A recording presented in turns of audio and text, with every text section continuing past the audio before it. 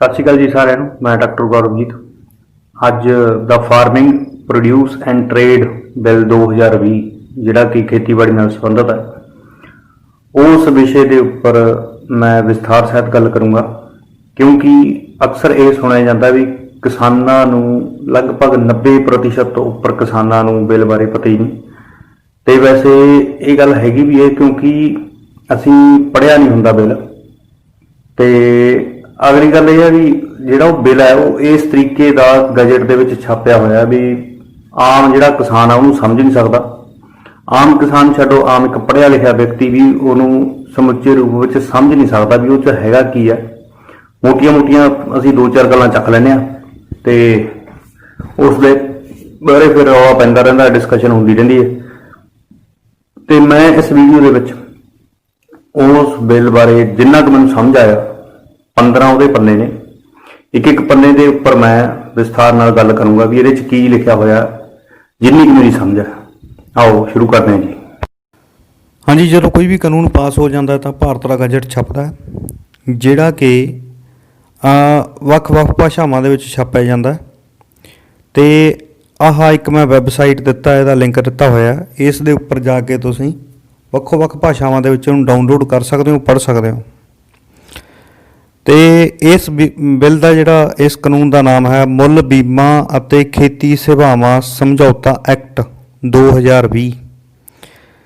ਇਸ ਦੇ ਵਿੱਚ ਸਭ ਤੋਂ ਪਹਿਲਾਂ ਪ੍ਰੀਲਿਮਿਨਰੀ ਆਉਂਦਾ, ਜਿਹਦੇ 'ਚ ਵੱਖ-ਵੱਖ ਇਹਦੀਆਂ ਗੱਲਾਂ ਨੂੰ ਜਾਣੀ ਕਿ ਡੈਫੀਨੇਸ਼ਨਸ ਦਿੱਤੀਆਂ ਗਈਆਂ ਨੇ। ਜਿਵੇਂ APMC ਯਾਰਡ, ਇਹ ਜਿਵੇਂ ਇਹਦਾ ਮਤਲਬ ਹੈ ਐਗਰੀਕਲਚਰ ਪ੍ਰੋਡਿਊਸ ਮਾਰਕੀਟ ਕਮੇਟੀ, ਜਿਹੜੀਆਂ ਆਪਣੀਆਂ ਆਮ ਮੰਡੀਆਂ ਨੇ।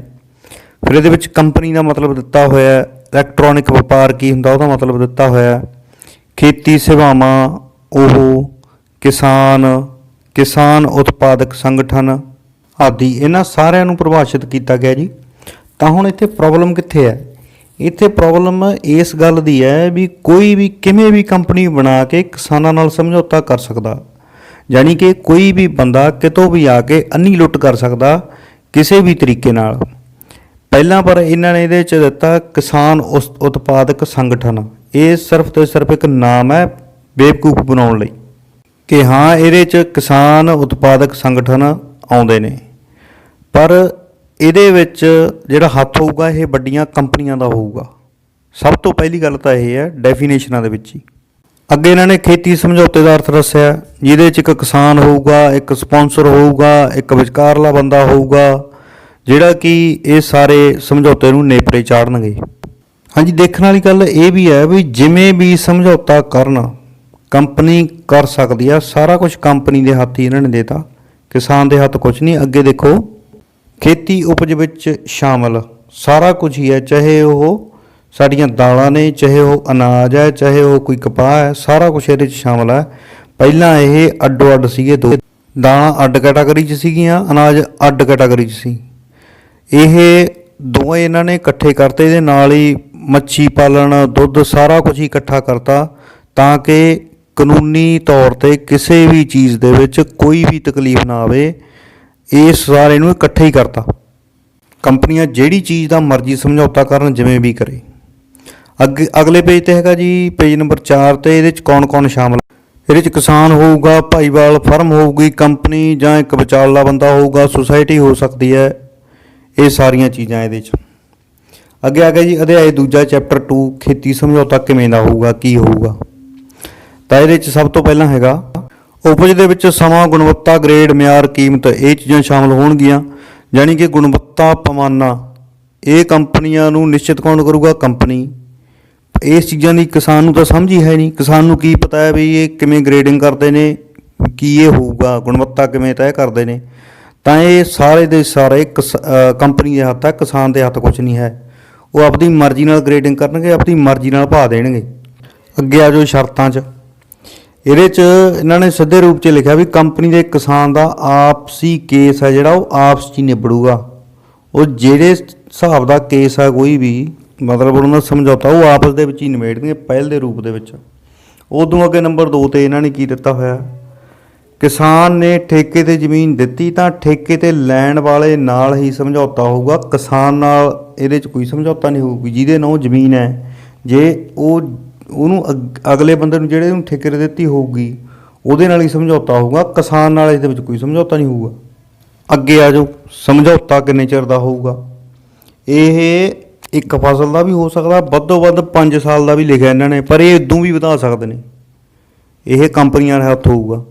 ਉਦੋਂ ਅੱਗੇ ਫੇਰ ਆ ਜਾਓ, ਚੌਥੇ ਨੰਬਰ 'ਤੇ ਕੀ ਲਿਖਿਆ ਇਹਨਾਂ ਨੇ? ਫੇਰ ਇੱਥੇ ਉਹੀ ਗੁਣਵੱਤਾ ਵਾਲੀ ਚੀਜ਼ ਲਿਖੀ ਆ ਵੀ ਗੁਣਵੱਤਾ ਹੀ ਹੈ ਜਿਹੜੀ ਉਹ ਜਾਂ ਉਹਦਾ ਗ੍ਰੇਡਿੰਗ ਹੈ ਉਹ ਉਹਨਾਂ ਦੀ ਆਪਸੀ ਸਮਝ ਦੇ ਵਿੱਚ ਹੋਊਗੀ। ਪਰ ਇੱਥੇ ਫੇਰ ਪ੍ਰਸ਼ਨ ਦੁਬਾਰੇ ਫੇਰ ਉੱਠਦਾ ਹੈ ਵੀ ਕਿਸਾਨ ਨੂੰ ਕੀ ਸਮਝ ਹੈ ਗੁਣਵੱਤਾ ਦੀ, ਕੀ ਉਹਨੂੰ ਗ੍ਰੇਡਿੰਗ ਦਾ ਪਤਾ ਹੈ? ਗ੍ਰੇਡਿੰਗ ਇਹ ਆਪਦੇ ਹਿਸਾਬ ਨਾਲ ਕਰਨਗੇ, ਕਿਸਾਨ ਤਾਂ ਫੇਰ ਮਾਰਿਆ ਗਿਆ।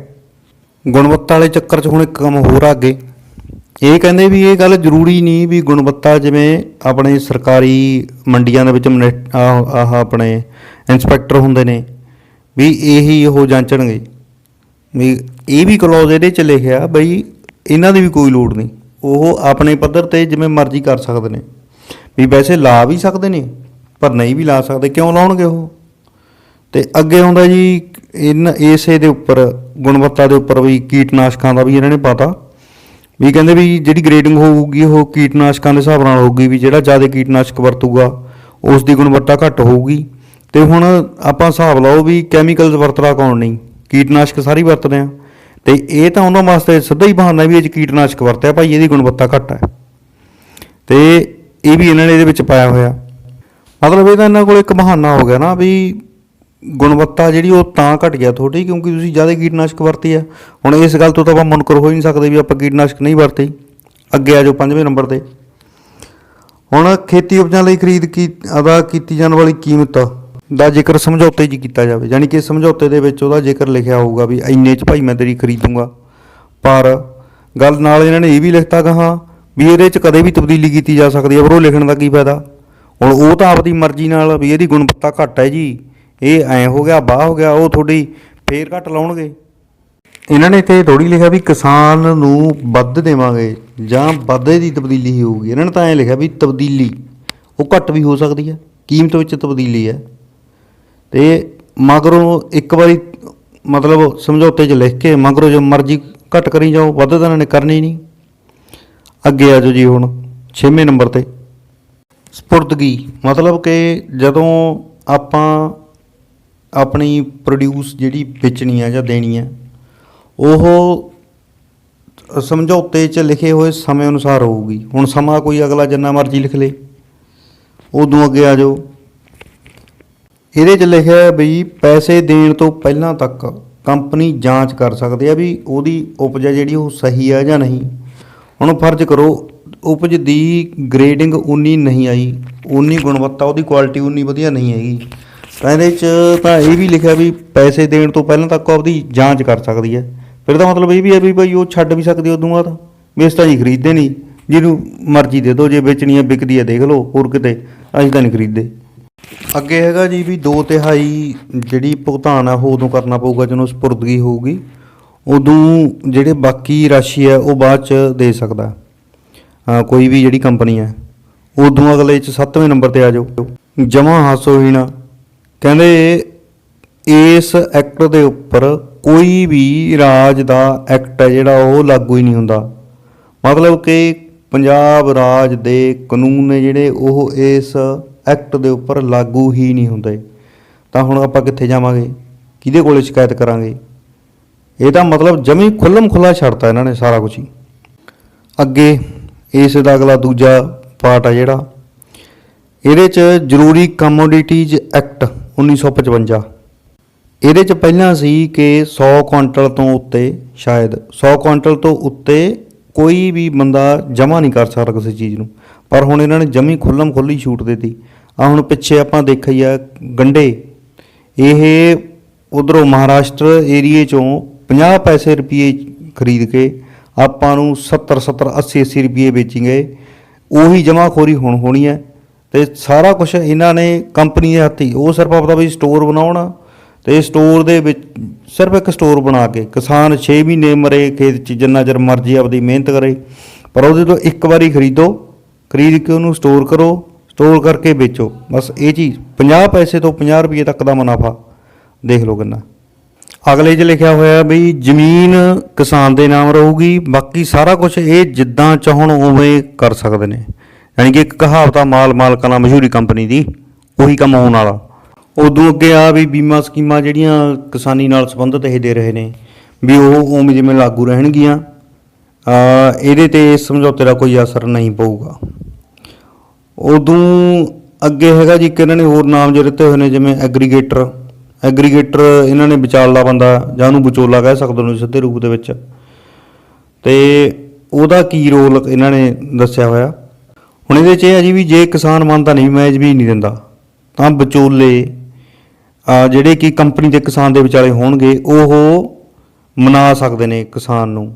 ਅਤੇ ਨਾਲ ਉਹਨਾਂ ਨੇ ਐਵੇਂ ਲਿਖਿਆ ਵੀ ਤੁਸੀਂ ਲਿਖੋਗੇ ਵੀ ਇਹਦਾ ਰੋਲ ਕੀ ਹੈ ਇਹਦੇ 'ਚ। ਅੱਗੇ ਆ ਜਾਓ ਜੀ 11ਵੇਂ ਨੰਬਰ 'ਤੇ। ਆਪਾਂ ਇਸ ਚੀਜ਼ 'ਤੇ ਨਹੀਂ ਰਹਿ ਸਕਦੇ ਵੀ ਸਮਝੌਤਾ ਹੋ ਗਿਆ, ਸਾਈਨ ਹੋਏ ਨੇ, ਵੀ ਹੁਣ ਇਹ ਮਤਲਬ ਪੂਰਾ ਪੱਕਾ ਹੀ ਕੰਮ ਹੈ। ਇਹ ਕਦੇ ਵੀ ਰੱਦ ਕੀਤਾ ਜਾ ਸਕਦਾ ਹੈ, ਅਤੇ ਰੱਦ ਕਰਨ ਦੀ ਪਹਿਲ ਮੈਨੂੰ ਲੱਗਦਾ ਵੀ ਕਿਸਾਨ ਤਾਂ ਵਿਚਾਰਾ ਕੀ ਕਰੂਗਾ, ਕੰਪਨੀ ਵਾਲੀ ਕਰਨਗੇ ਵੀ ਭਾਈ ਇਸ ਤਾਂ ਇੰਨੇ ਕੁ 'ਚ ਪੈਸਿਆਂ 'ਚ ਤਰ੍ਹਾਂ ਚੱਕਦੇ ਹਾਂ, ਵੀ ਜੇ ਤੈਨੂੰ ਠੀਕ ਲੱਗਦਾ ਤਾਂ ਸਹੀ ਹੈ, ਨਹੀਂ ਫਿਰ ਰੱਦ ਹੈ। 12ਵੇਂ ਨੰਬਰ 'ਤੇ ਇਹਨਾਂ ਨੇ ਦਿੱਤਾ ਹੈ ਜੀ ਵੀ ਰਾਜ ਸਰਕਾਰ ਹੈ ਜਿਹੜੀ ਉਹ ਸਮਝੌਤਾ ਰਜਿਸਟਰ ਕਰ ਸਕਦੀ ਹੈ, ਪਰ ਜਦੋਂ ਉਹ ਰੱਦ ਹੀ ਹੋ ਸਕਦਾ, ਜਦ ਮਰਜ਼ੀ ਉਹ ਤੁਸੀਂ ਬਦਲਾਅ ਕਰ ਸਕਦੇ ਹੋ, ਫਿਰ ਇਹਦੀ ਰਜਿਸਟਰ ਕਰਨ ਦਾ ਕੀ ਫਾਇਦਾ। ਹੁਣ ਆ ਜਾਓ ਅਧਿਆਏ 3 'ਤੇ। ਇਹਦੇ 'ਚ ਜੇ ਵਿਵਾਦ ਹੁੰਦਾ, ਰੌਲਾ ਪੈਂਦਾ ਵੀ ਉਹਦਾ ਨਿਪਟਾਰਾ ਕਿਵੇਂ ਹੋਊਗਾ, ਤਾਂ ਸਭ ਤੋਂ ਪਹਿਲਾਂ ਤਾਂ ਇਹ ਕਹਿੰਦੇ ਨੇ ਵੀ ਇਹਦੇ 'ਚ ਇੱਕ ਬੋਰਡ ਹੋਊਗਾ, ਸਮਝੌਤਾ ਬੋਰਡ, ਜਿਹਦੇ ਕੋਲੇ ਜਾ ਕੇ ਬੰਦਾ ਆਪਦੀ ਸ਼ਿਕਾਇਤ ਕਰ ਸਕਦਾ। ਪਰ ਜੇ ਆਪਾਂ ਦੇਖੀਏ ਵੀ ਆਪਣੇ ਕੋਲੇ ਹੋਰ ਬਥੇਰਾ ਸਿਸਟਮ ਹੈ, ਪਰ ਉਹਦੇ 'ਚ ਭ੍ਰਿਸ਼ਟਾਚਾਰ ਕਿੰਨਾ ਹੈ, ਤਾਂ ਇਹ ਤਾਂ ਭ੍ਰਿਸ਼ਟਾਚਾਰ ਦਾ ਸਿੱਧਮ ਸਿੱਧਾ ਦਰਵਾਜ਼ਾ ਹੈ। ਫੈਸਲਾ ਉਹਦੇ ਹੱਕ 'ਚ ਹੋਊਗਾ ਜਿਹੜੇ ਬੰਦੇ ਕੋਲੇ ਪੈਸੇ ਹੋਣਗੇ। ਹੁਣ ਕਿਸਾਨ ਕੋਲੇ ਜੇ ਆਪਾਂ ਦੇਖੀਏ ਕੰਪਨੀ ਦੇ ਹਿਸਾਬ ਨਾਲ ਕਿੰਨਾ ਕੁ ਪੈਸਾ ਹੋਊਗਾ ਕਿਤੇ। ਉਦੋਂ ਬਾਅਦ ਆ ਜਾਓ, ਜੇ ਸਮਝੌਤਾ ਬੋਰਡ ਦੇ ਵਿੱਚ ਵਿਵਾਦ ਹੱਲ ਨਹੀਂ ਹੁੰਦਾ, 14ਵੇਂ ਨੰਬਰ 'ਤੇ ਲਿਖਿਆ, ਤਾਂ ਫਿਰ ਉਹ SDM ਕੋਲੇ ਜਾਓ। ਬਾਕੀ ਉਹਦਾ ਵੀ ਫਿਰ ਆਪਾਂ ਨੂੰ ਪਤਾ ਹੀ ਹੈ ਵੀ ਅੱਗੇ ਆਪਣੇ ਕੋਲੇ ਜਿਹੜਾ ਜਿੰਨਾ ਵੀ ਤੰਤਰ ਹੈ ਉਹਦੇ 'ਚ ਕੀ ਕੁਛ ਹੁੰਦਾ ਹੈਗਾ। ਉਸ ਤੋਂ ਬਾਅਦ ਜੇ SDM ਤੋਂ ਵੀ ਇਹ ਜਿਹੜਾ ਵਿਵਾਦ ਹੈ ਇਹ ਹੱਲ ਨਹੀਂ ਹੁੰਦਾ, ਇਹਦੇ ਵੀ 30 ਦਿਨ ਦੀ ਮਿਆਦ ਉਹਨਾਂ ਨੇ ਵੈਸੇ ਲਿਖੀ ਹੈ ਵੀ ਜੇ ਇਹ ਨਹੀਂ ਸੁਲਝਾ ਸਕਦਾ ਤਾਂ ਉਦੋਂ ਬਾਅਦ ਤੁਸੀਂ DC ਕੋਲ ਜਾਓਗੇ। ਉਹਦੇ 'ਚ ਵੀ ਫਿਰ ਉਹੀ ਚੀਜ਼ ਹੈ ਵੀ 30 ਦਿਨ ਦੇ ਵਿੱਚ ਤੁਸੀਂ DC ਕੋਲੇ ਅਪੀਲ ਕਰ ਸਕਦੇ ਹੋ। ਜੇ ਉਸ ਦਾ ਜਿਹੜਾ ਹੈਗਾ ਨਿਪਟਾਰਾ SDM ਕੋਲੇ ਨਹੀਂ ਹੁੰਦਾ ਤਾਂ ਤੁਸੀਂ ਇੱਥੇ ਕਰ ਸਕਦੇ ਹੋ। ਫਿਰ ਸੇਮ ਇਹਦੇ ਵਿੱਚ ਹੈ ਵੀ ਫਿਰ ਇਹਦੇ ਵਿੱਚ ਵੀ 30 ਦਿਨ ਦਾ ਸਮਾਂ ਉਹਨਾਂ ਨੇ ਦਿੱਤਾ ਹੋਇਆ ਹੈਗਾ। ਪਰ ਇਸ ਦੌਰਾਨ ਇਹ ਸਾਰੇ ਕਿਤੇ ਹੋਊਗਾ ਕਿ ਵੀ ਉਹ ਸਮਝੌਤਾ ਹੀ ਕਰਾਉਣਗੇ। ਸਮਝੌਤਾ ਜਿਵੇਂ ਮਰਜ਼ੀ ਹੋਵੇ, ਠੀਕ ਹੈ, ਇੱਕ ਲੈਵਲ 'ਤੇ ਨਹੀਂ ਹੁੰਦਾ, ਦੂਜੇ ਲੈਵਲ 'ਤੇ, ਦੂਜੇ ਲੈਵਲ 'ਤੇ ਨਹੀਂ ਹੁੰਦਾ, ਤੀਜੇ ਲੈਵਲ 'ਤੇ। ਅੱਗੇ ਹੁਣ ਅਧਿਆਇ 4 ਜੀ, ਫੁਟਕਲ ਦੇ ਵਿੱਚ ਇਹਨਾਂ ਨੇ ਆਹ ਸਾਫ਼-ਸਾਫ਼ ਲਿਖਿਆ ਹੋਇਆ, ਐਕਟ ਦੇ ਅਧੀਨ ਗਠਿਤ ਜਾਂ ਨਿਰਧਾਰਿਤ registration authority, sub division authority, ਇਹ ਸਾਰੇ ਜਿਹੜੇ ਹੈਗੇ ਜਨਤਕ ਸੇਵਕ ਮੰਨਿਆ ਜਾਵੇਗਾ। ਬੜੀ ਹਾਸੋਹੀਣੀ ਹੈ, ਜਨਤਕ ਸੇਵਕ ਤਾਂ ਨਾਂ ਦੇ ਹੀ ਨੇ, ਬਾਕੀ ਤਾਂ ਆਪਾਂ ਹੱਥ ਬੰਨ੍ਹ ਕੇ ਖੜ੍ਹਦੇ ਹਾਂ ਇੱਥੇ। ਅੱਗੇ ਆ ਗਿਆ ਜੀ 18ਵੇਂ ਨੰਬਰ 'ਤੇ, ਇਸ ਐਕਟ ਦੇ ਅਧੀਨ ਕੋਈ ਵੀ ਕਾਨੂੰਨ ਕੰਮ ਨਹੀਂ ਕਰ ਸਕਦਾ ਜਿੱਥੇ ਮਰਜ਼ੀ ਭੱਜ ਲਓ। ਮਤਲਬ ਕਿ ਸਾਰੇ ਕਾਨੂੰਨਾਂ ਤੋਂ ਬਾਹਰ ਹੈ ਇਹ ਐਕਟ। ਉਦੋਂ ਅੱਗੇ ਆ ਜੋ 19ਵੇਂ ਕਲੌਜ਼ 'ਚ, ਇਹ 'ਚ ਕੀ ਲਿਖਿਆ, ਇਹਦੇ 'ਚ ਇਹੀ ਆ ਬਈ ਅਦਾਲਤਾਂ ਇਸ ਜਿਹੜਾ ਐਕਟ ਹੈ ਇਦੋਂ ਬਾਹਰ ਨੇ। ਮਤਲਬ ਕਿ ਕਿਸਾਨ ਅਦਾਲਤ ਵੀ ਨਹੀਂ ਜਾ ਸਕਦਾ, ਤੁਸੀਂ ਕਿਤੇ ਵੀ ਨਹੀਂ ਜਾ ਸਕਦੇ, ਸਾਰੇ ਪਾਸਿਓਂ ਬੰਨੇ ਹੋਏ ਆ ਇਸ ਐਕਟ ਨੂੰ ਆਪਾਂ ਸਾਰੇ। ਮਤਲਬ ਸਿੱਧਮ ਸਿੱਧੇ ਕੰਪਨੀ ਦੇ ਕਿਸਾਨ। ਹੁਣ ਜੇ ਕਿਸਾਨ ਤਕੜਾ ਰਹਿਣਗੇ, ਇਕੱਠੇ ਰਹਿਣਗੇ ਤਾਂ ਕੁਝ ਖੱਟ ਜਾਣਗੇ, ਨਹੀਂ ਤਾਂ ਫਿਰ ਕੰਪਨੀ ਦੀ ਭੇਟ ਚੜ੍ਹਨਗੇ ਜਿੰਨੇ ਮਰਜ਼ੀ ਹੱਥ ਪੈਰ ਮਾਰ ਲਓ। ਅੱਗੇ ਆਉਂਦਾ ਜੀ ਇਹਦੇ 'ਚ ਸਟਾਕ ਦੀ ਗੱਲ ਆ ਗਈ ਵੀ ਸਟਾਕ ਜੇ ਇਹ ਕੰਪਨੀ 'ਤੇ ਡਿਪੈਂਡ ਕਰਦਾ ਵੀ ਉਹ ਆਪਾਂ ਇਹ ਨਹੀਂ ਕਹਿ ਸਕਦੇ ਵੀ ਪਿਛਲਾ ਸਟਾਕ ਕੱਢੋ ਜੀ ਸਾਡੀ ਨਵੀਂ ਫਸਲ ਆ ਗਈ। ਇਹ ਕੰਪਨੀ ਦੇ ਉੱਪਰ ਨਿਰਭਰ ਕਰਦਾ ਵੀ ਉਹਨੇ ਕਦੋਂ ਸਟਾਕ ਖਾਲੀ ਕਰਨਾ ਹੈ, ਕਿਵੇਂ ਕਰਨਾ ਹੈ, ਕੀ ਨਹੀਂ ਕਰਨਾ, ਤੁਹਾਡੀ ਫਸਲ ਨੂੰ ਆਪਦੇ ਸਟਾਕ 'ਚ ਲੈ ਕੇ ਜਾਣਾ ਹੈ ਜਾਂ ਨਹੀਂ ਲੈ ਕੇ ਜਾਣਾ, ਸਾਰਾ ਕੁਝ ਉਹਨਾਂ ਦੀ ਮਰਜ਼ੀ ਹੈ। ਮਤਲਬ ਸਿੱਧੇ ਮੱਥੇ ਇਹ ਸਾਰਾ ਸਿਸਟਮ ਆ ਜਿਹੜਾ ਜਾ ਕੇ ਕੰਪਨੀਆਂ ਨੇ ਹੱਥ 'ਚ ਦੇਣ ਦੀ ਤਿਆਰੀ ਹੈ। ਇਹ ਐਕਟ ਦੇ ਵਿੱਚ ਆਹੀ ਚੀਜ਼ ਲਿਖੀ ਹੋਈ ਹੈ। ਲਾਸਟ 'ਤੇ ਹੈਗਾ ਜਿਹੜਾ ਵੀ ਇਸ ਦੇ ਵਿੱਚ ਬਦਲਾਅ ਕਿਵੇਂ ਕੀਤਾ ਜਾ ਸਕਦਾ ਹੈ, ਉਹ ਮੁੜ ਕੇ ਉਹੀ ਲੋਕ ਸਭਾ, ਰਾਜ ਸਭਾ, ਸਾਰਾ ਕੁਝ ਉਹੀ ਇਸ ਕਾਨੂੰਨ ਦੇ ਵਿੱਚ ਸੋਧ ਹੀ ਕੀਤੀ ਜਾ ਸਕਦੀ ਹੈ ਮੁੜ ਕੇ। ਕੁੱਲ ਮਿਲਾ ਕੇ ਇਸ ਕਾਨੂੰਨ ਦੇ ਵਿੱਚ ਜਿੱਥੋਂ ਤੱਕ ਮੈਂ ਪੜ੍ਹਿਆ ਜਾਂ ਮੈਂ ਸਮਝਾਉਣ ਦੀ ਕੋਸ਼ਿਸ਼ ਕੀਤੀ ਹੈ, ਇਹੀ ਹੈ ਵੀ ਕਿਸਾਨ ਦੇ ਹੱਥ ਵੱਸ ਕੁਛ ਨਹੀਂ, ਕੰਪਨੀਆਂ ਦੇ ਹੱਥ ਸਾਰਾ ਕੁਝ ਹੈ। ਕੰਪਨੀਆਂ ਤੁਹਾਡੇ ਤੋਂ ਤੁਹਾਡਾ ਪ੍ਰੋਡਿਊਸ ਖਰੀਦ ਵੀ ਸਕਦੀਆਂ ਨੇ, ਉਹ ਤੁਹਾਡੇ ਖੇਤਾਂ ਤੇ ਆ ਕੇ ਖੇਤੀ ਵੀ ਕਰ ਸਕਦੀਆਂ ਨੇ। ਹੋਊਗਾ ਵੀ ਐਂ, ਪਹਿਲਾਂ ਖਰੀਦਣਗੀਆਂ, ਬਾਅਦ 'ਚ ਆਪ ਹੀ ਖੇਤੀ ਕਰਨਗੀਆਂ ਅਤੇ ਆਪਦੀ ਮਨਮਰਜ਼ੀ ਦਾ ਤੁਹਾਨੂੰ ਠੇਕਾ ਦੇਣਗੀਆਂ। ਤੁਸੀਂ ਕਿਸੇ ਦਿਨ ਜਾਂ ਵਿੱਚੇ ਆਪਾਂ ਕਿਸੇ ਦਿਨ ਆਪਣੀ ਹੀ ਜ਼ਮੀਨ ਦੇ ਉੱਤੇ ਨੌਕਰੀ ਕਰਾਂਗੇ ਉਹਨਾਂ ਦੇ ਕੋਲੇ, ਅਤੇ ਉਹ ਫਿਰ ਉਦੋਂ ਬਾਅਦ ਜਿਹੜਾ ਮਿਹਨਤ ਆ ਨਾ ਉਹ ਵੀ ਆਪਦੇ ਹਿਸਾਬ ਨਾਲ ਹੀ ਦੇਣਗੀਆਂ। ਤੁਹਾਨੂੰ ਪਤਾ ਹੀ ਹੈ ਵੀ ਪ੍ਰਾਈਵੇਟ ਸੈਕਟਰ ਦੇ ਵਿੱਚ ਕਿੰਨਾ ਕੁ ਮਿਲਦਾ, ਕਿਤੇ ਉਹੀ 8 9 10 ਹਜ਼ਾਰ ਰੁਪਈਆ। ਅਤੇ ਇਹਦਾ ਹੱਲ ਇਹੀ ਹੈ ਵੀ ਜੇ ਇਕੱਠੇ ਰਹਿ ਜਾਂਗੇ ਤਾਂ ਠੀਕ ਰਹਿ ਜਾਂਗੇ। ਨਾਲੇ ਇਹ ਐ ਨਹੀਂ ਵੀ 2-4 ਦਿਨ ਦਾ ਹੈ, ਲੰਬੇ ਸਮੇਂ ਤੱਕ ਸਾਰਿਆਂ ਨੂੰ ਇਕੱਠੇ ਹੋ ਕੇ ਇਸ ਘੋਲ ਦੇ ਵਿੱਚ ਹਿੱਸਾ ਲੈਣਾ ਪਊਗਾ। ਸਾਰੇ ਵਰਗ ਦੇ, ਸਾਰੇ ਪੰਜਾਬ ਦੇ, ਸਾਰੇ ਹੀ ਵਿਭਾਗਾਂ ਦੇ, ਚਾਹੇ ਉਹ ਕੋਈ ਮੁਲਾਜ਼ਮ ਹੈ, ਚਾਹੇ ਉਹ ਜਿਵੇਂ ਵੀ ਹੈ, ਸਾਰਿਆਂ ਨੂੰ ਇਕੱਠੇ ਹੋ ਕੇ ਤੁਰਨਾ ਪਊਗਾ, ਕਿਉਂਕਿ ਸਾਰੇ ਆਪਾਂ ਖੇਤੀ ਦੇ ਉੱਪਰ ਹੀ ਨਿਰਭਰ ਹਾਂ। ਅਤੇ ਦੂਸਰਾ ਗ੍ਰਾਮ ਸਭਾ ਰਾਹੀਂ ਵੀ ਇਹਦਾ ਹੱਲ ਹੈਗਾ। ਸਾਰੀਆਂ ਗ੍ਰਾਮ ਸਭਾਵਾਂ